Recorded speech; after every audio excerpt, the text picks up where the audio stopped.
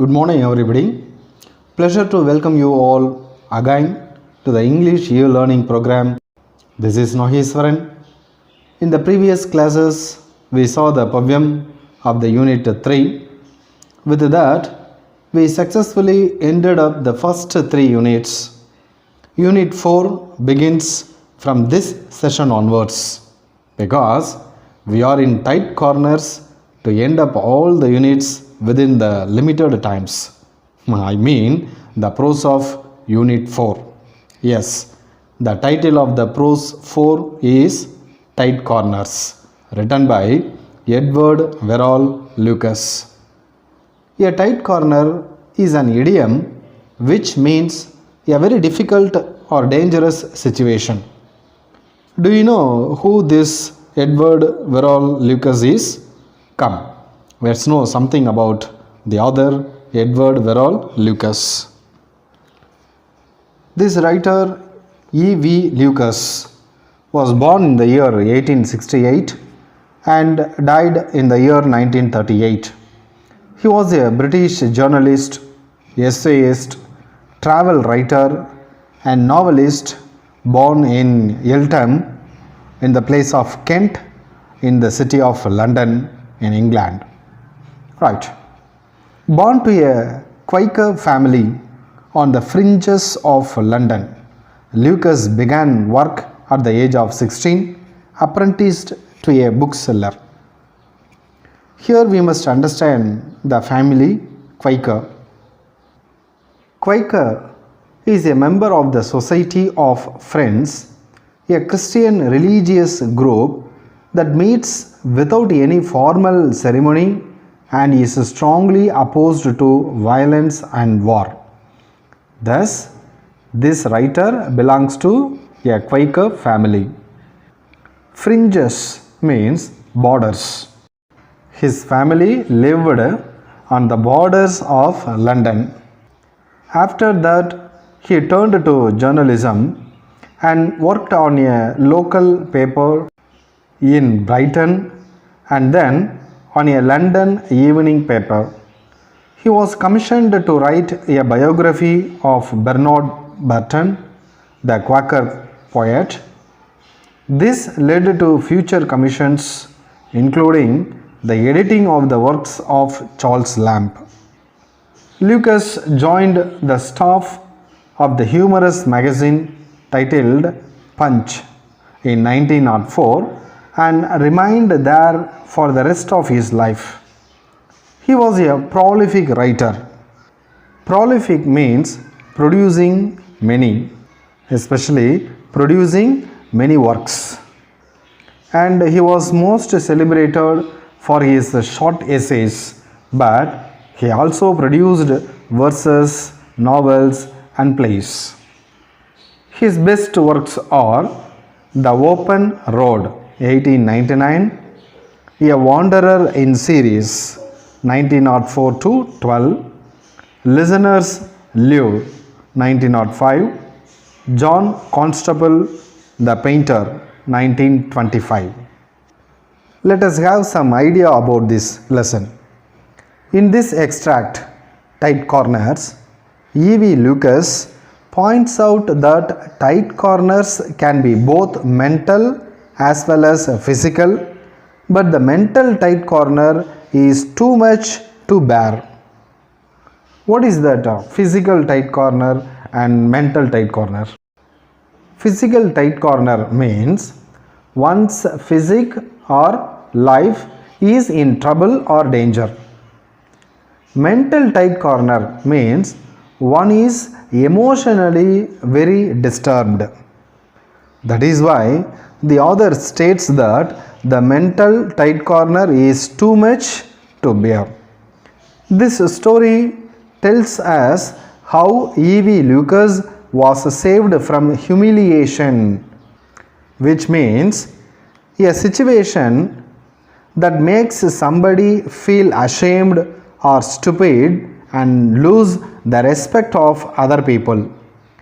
He says he was saved from this kind of humiliation by a sudden stroke of luck and relieved, that is, he got relief from a tight corner, that is a very difficult situation.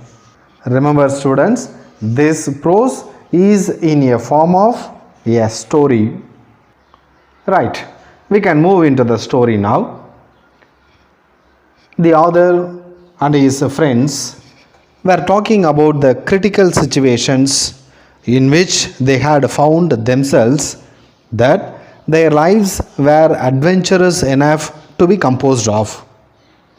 One man among them told that he escaped very narrowly from a tide, that is a wave, in Brittany, that is it is a place, a region in the coast of northwest France. Another had been on an elephant while a tiger charged at it, that is attacked it. Somehow he managed himself and escaped. A third person had been on the top story, that is in the top floor of a burning house, and he too somehow managed himself and got relief from that situation. A fourth man among them told that he was escaped from a missile attack in a war. At that time, one of them commented that all the three were talking as if tight corners were caused by physical affairs. He continued and told that mental tight corners were very difficult to bear. He told that when he was at Christie's, he had experienced the tightest corner. One among them asked him to elaborate about Christie's incident. Christie's is a well-known firm of London auctioneers with a branch also in New York. It was started by James Christie in London in 1776 and now deals mainly with paintings, sculpture, furniture, etc. Its full name is Christie, Manson and Woods. I think you know very well about auction. Auction is a public event at which things are sold to the person who offers the most money for them. Okay, come to the story now. The narrator then started telling them that he had taken a lunch at a club in St. James Street with his friend who came from abroad. While they were crossing King Street, his friend took him to a sale room. The hall was full. They were selling Barbizon pictures for tremendous prices. It seemed that the minimum amount is 2,000. They also sold pictures such as forest scenes, pools at evening, shepherd dresses and other regular subjects. Nothing sold for an amount with 3 digits. They watched the sale for a moment. Then the narrator started bidding just for fun. He had only 63 pounds, that too in the bank. He had no securities even to borrow 500. In this condition, he was bidding like a wealthy person. His friend warned him that he would be caught. For that, the narrator gave a reply that he would not be caught because he was not going to take any risk. Then, for a long time, he didn't bid, that is, he didn't ask for any picture. But when a picture was put up, a short, red-faced man shocked the room by the way of bidding at a higher value. The narrator guessed that the man might be a dealer as he had bought quite a number of items. The prices for the previous lots were started modestly at 50 guineas or 100 guineas. Guinea is an old British gold coin or unit of money worth 21 shillings. It may be equal to $1.05. For those items, the narrator had safely raised the bid to a higher price, but when the new picture was displayed, the dealer made his sensational bid for 4,000 guineas. There was a muffled sound of excitement in the hall. The narrator raised the bid by 50. Then a terrible silence was prevailing there. The auctioneer looked curiously first at the opener and then normally at the company. But to the narrator's surprise, nobody else bid after that, so the narrator was horrified. The red-faced dealer simply kept silence as if he had exhausted in his biddings. The auctioneer once again announced the bid amount of 4,050 guineas and searched the room to check anybody else was interested to bid further. The narrator's heart stopped and his blood thickened as if it was frozen due to fear. There was no sound except a curious suppressed noise from his friend. The auctioneer repeated the bid amount of 4,050 guineas and asked any more bid for the picture. There was no response. The hammer fell to indicate that the deal was closed for the highest bid amount of 4,050 guineas. The narrator was in a troublesome and difficult situation. This is what exactly we can call a tight corner. He was a man with only 63 pounds and not 500 pounds worth of securities. In this status, he was the purchaser of a picture which he didn't want for a top price of 4,050 guineas. He unwillingly got into a mental tight corner. He could not find ways as how to raise such a huge amount. He turned to his friend to seek his help, but he found that his friend had already left him. After a while, he saw his friend at a remote place of the hall and he laughed heartily. The narrator was shocked and confused. He was thinking on the problem what to do next. So many pictures were sold after that, but he didn't see any of them. He was recollecting the names of his uncles from whom he could borrow. He was curious to know whether the money lenders who would talk so nicely about the promissory notes would also give loan in a decent way. He was also thinking about the possibility of asking Christie's staff if it was feasible to put up the picture of a resale. He thought it as the best way. The staff looked unsympathetic. The narrator felt that no one would believe that his bidding without sufficient amount was just a mistake.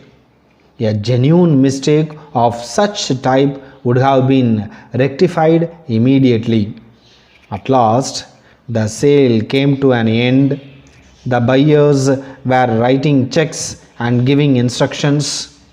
The narrator preferred to be the last person for the obvious reason. There he was unexpectedly joined by his friend. The moment after seeing the narrator's face, his friend closed his mouth with the handkerchief in order to hide his laughing and disappeared again. The narrator was alone to suffer that dreadful torture. He never felt such foolishness or never experienced such nervousness and anxiety in all his life. He thought he should have welcomed a firing party to shoot him down.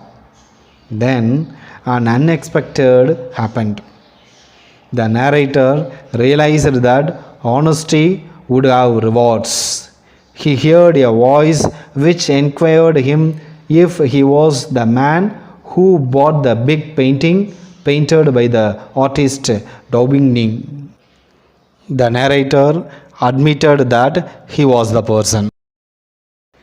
Then the person informed him that the gentleman, that is, the dealer who was the first bidder for the picture with 4,000 guineas, wanted to know if the narrator would take 50 guineas and withdraw his claim on the picture.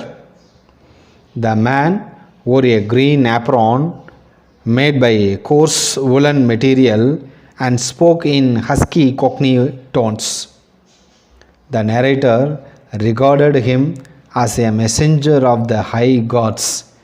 He felt that he could have embraced him and wept for joy.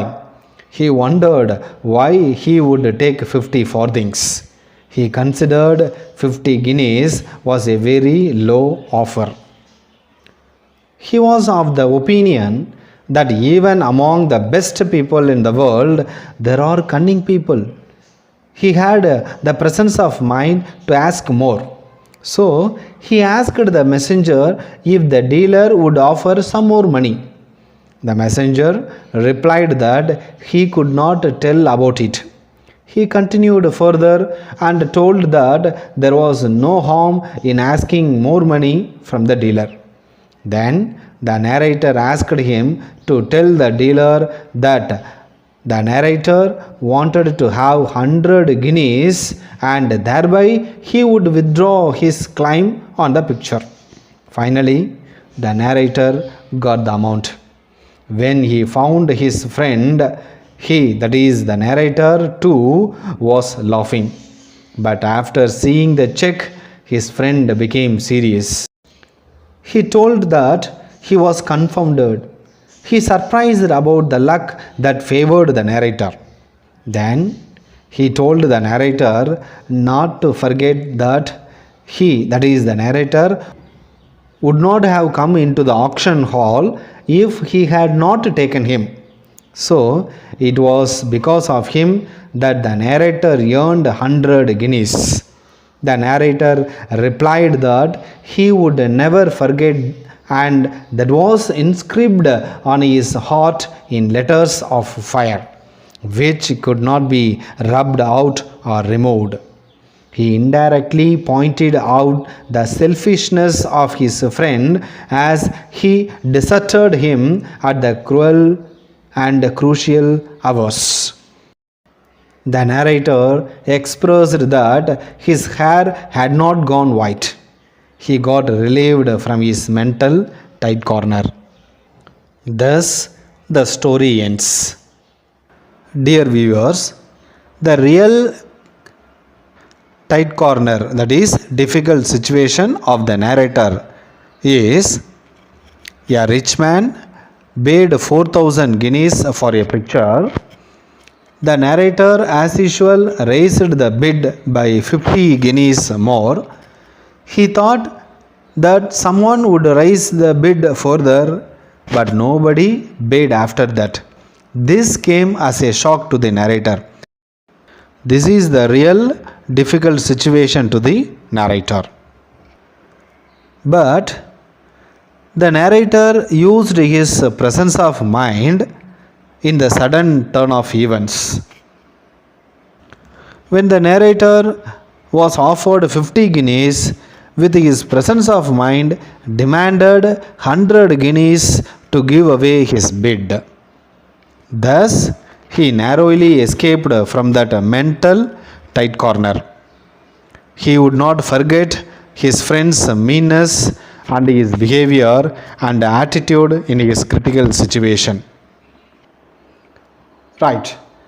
After seeing the glossary of this prose, we can wind up the class. Brittany is a region on the coast of northwest France. St. James Street and King Street. They are the well-known commercial streets in London.